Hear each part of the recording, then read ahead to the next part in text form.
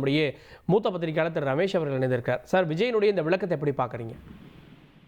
விஜய் அவர்களுடைய விளக்கம் நிச்சயமாக அவர் எவ்வளவு தூரம் பாதிக்கப்பட்டிருக்கிறார் இந்த சம்பவத்தின் காரணமாக என்று புரிந்து கொள்ள முடிகிறது. எனக்கு முன்னால் பேசிய நண்பருடைய கருத்தை நான் முற்றிலும் நிராகரிக்கிறேன், ஏற்கவில்லை. காவல்துறை போதிய பாதுகாப்பு அளிக்காதது பற்றி அவர் பேசவே இல்லை. 3-4 கூட்டங்கள் பெரும் திரளாக மக்கள் போயிருக்கிறார்கள். அப்போது காவல்துறையினுடைய நுண்ணறிவு பிரிவு இது மாதிரியான அசம்பாவிதம் நடக்கக்கூடிய வாய்ப்பு இருக்கிறது என்று கணித்திருக்க வேண்டும். இல்லை என்றால் அந்த காவல்துறையினுடைய நுண்ணறிவு பிரிவு செயலிழந்து விட்டது என்ற அர்த்தம். ஆகவே காவல்துறை கட்டுப்பாடுகள் கடுமையாக பின்பற்றப்படுவதை உறுதி செய்திருக்க வேண்டும்.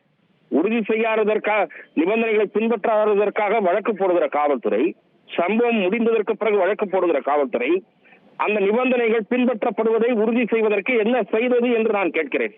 காவல்துறையினுடைய தோல்வி முக்கியமான காரணம் என்று நான் பார்க்கிறேன்.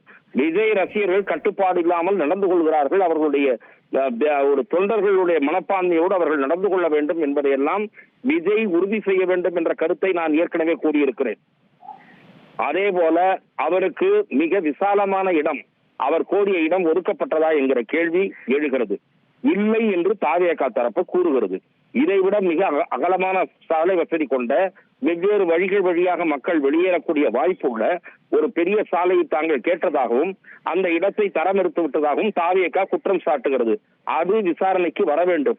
அதே போல அவசரமாக நீதிபதி அருணா ஜெகதீசன் தலைமையில் ஒரு ஆணையத்தை இந்த அரசாங்கம் அமைத்தது.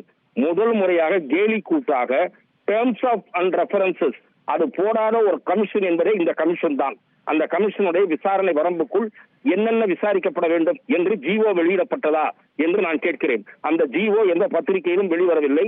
ஏனென்றால் அப்படி ஒரு ஜிஓ வெளிவந்ததாகவே தெரியவில்லை டேர்ம்ஸ் அண்ட் ரெஃபரன்சஸ் பற்றி. ஆகவே இவ்வளவு அவசர கதியில் செயல்பட்டு அரசாங்கம் மருத்துவ விவகாரங்களில் செயல்பட்டதை நான் பாராட்டுகிறேன்.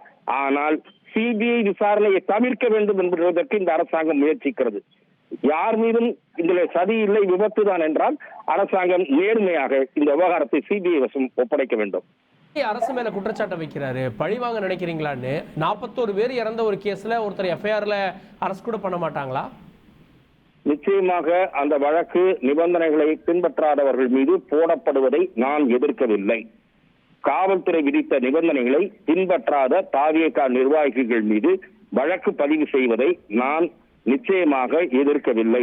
ஆனால் திரு விஜய் எழுப்பியிருக்கிற கேள்வி மிக முக்கியமான கேள்வி.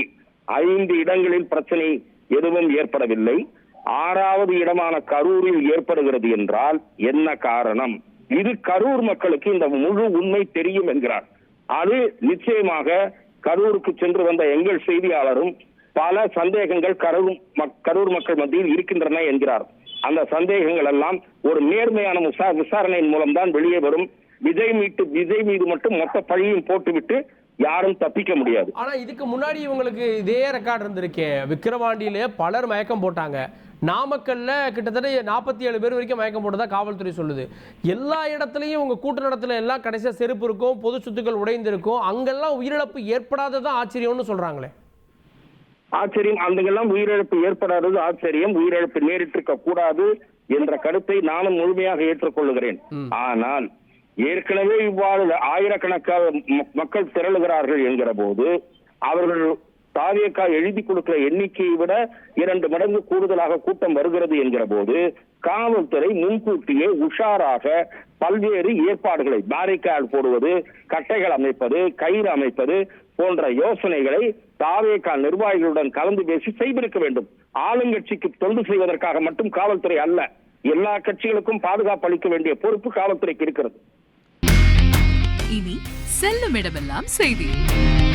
தந்தை டிவியின் வாட்ஸ்அப் சேனலை ஃபாலோ பண்ணினா செல்லருக்கும் இடமெல்லாம் செய்தி. இதோ QR கோட் இப்பவே ஸ்கேன் பண்ணுங்க, ஃபாலோ பண்ணுங்க.